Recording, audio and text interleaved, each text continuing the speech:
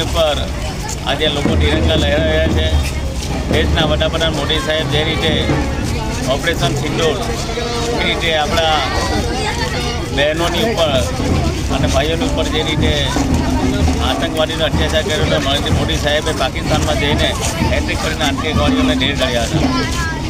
આજે સમગ્ર દેશની અંદર ગામ હોય, તાલુકા હોય, શહેર હોય, દરેક જગ્યાએ તિરંગા યાત્રા નીકળી છે। ત્યારે આજે 195 ઉપર વિધાનસભાની અંદર પણ તિરંગા યાત્રા નીકળે છે। ખૂબ મોટી સંખ્યામાં લોકો સાથે જોડાયા છે।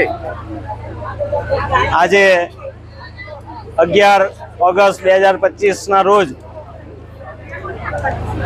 15મી ઓગસ્ટ સ્વતંત્ર દિવસના અનુસંધાને જ્યારે આપણા દેશના યશસ્વી વડાપ્રધાન શ્રી નરેન્દ્રભાઈ મોદી સાહેબ એક આહ્વાન કરેલું હતું કે હર ઘર તિરંગા અંતર્ગત દરેક તાલુકામાં તિરંગા યાત્રાનું આયોજન થાય, જ્યારે આજે સમગ્ર દેશ અને સમગ્ર રાજ્યમાં તિરંગા યાત્રા યોજાઈ રહી છે, ત્યારે આજે ઓલપાડ તાલુકામાં પણ તિરંગા યાત્રાનું ભવ્ય આયોજન કરવામાં આવેલું હતું।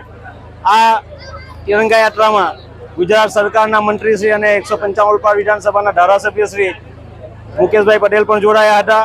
સાથે તાલુકા પંચાયત પ્રમુખ, મામલતદાર શ્રી, ટીડીઓ શ્રી તેમજ મામલતદાર સ્ટાફ, તાલુકા પંચાયતનો સ્ટાફ તેમજ ઓલપાડ ટાઉનની વિવિધ સ્કૂલોના વિદ્યાર્થીઓ, શિક્ષક મિત્રો તેમજ મારા ઓલપાડ તાલુકાના સરપંચ મિત્રો, સભ્યશ્રીઓ તેમજ મારા ભારતીય જનતા પાર્ટીના સનિષ્ઠ કાર્યકરો પણ આ યાત્રામાં જોડાયા હતા। ત્યારે આજે આ દેશની આન બાન અને શાનના તિરંગાની જ્યારે યાત્રા કરવામાં આવે ત્યારે યુવાનો પણ ખૂબ ઉત્સાહ સાથે આજે જોડાયા છે।